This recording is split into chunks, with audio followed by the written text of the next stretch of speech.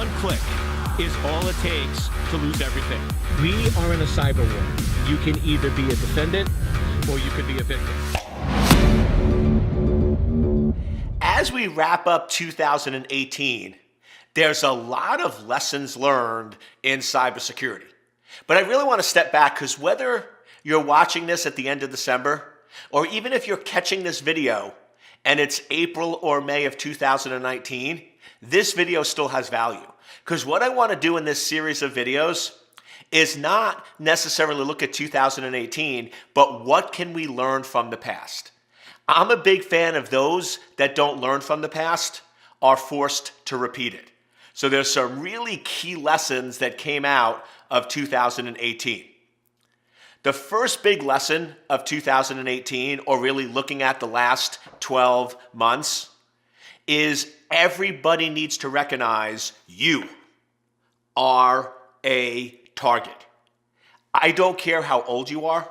I don't care if you're 15, 55, or 105 and watching this.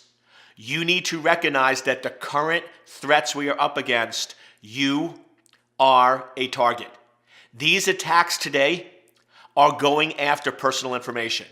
They want identities. They want credit cards. They want bank accounts. Even if you only have $10 in your bank account, they'll take it because today's adversary is all about the quantity. They're not trying to target one person and steal $50 million.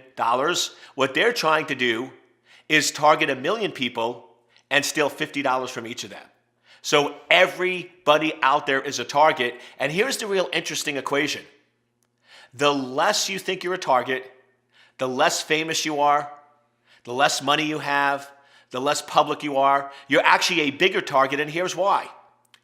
How hard do you think it would be to break in and steal Mark Cuban's money?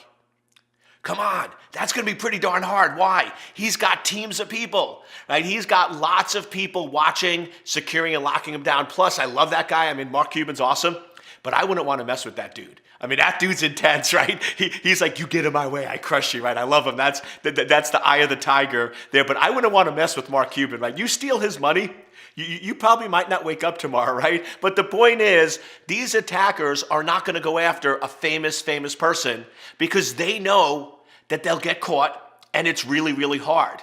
So instead of going after Mark Cuban, they're going to go after Marco Cubano, right? Somebody who nobody knows, right? Eric Cole, right? People that don't know anyone who's out there. So what you have to remember is the less famous you are, the less number of people you have working on your security team, which most of us have 0, that's who they're going to target. They want to target the people who have their guard down.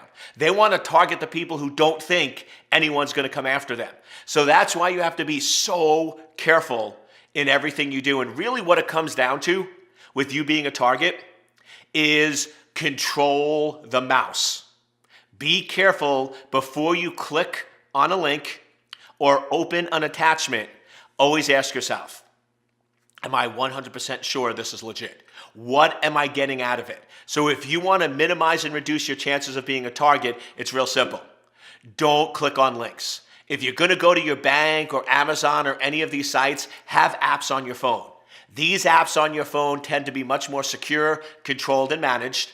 Or if you don't have apps, bookmark trusted sites. But you really want to stay away from clicking on a link in an email, and you really want to stay away from typing domain names. And the reason is simple. We all get tired. We all get sloppy. We're all going to mistype domain names. And one letter off could take you to a malicious site. So just be super careful. The 2 most dangerous apps on the planet are web browsers and email clients. And be super careful in using them. And remember, every moment of every day, there's somebody out there, and you are a target.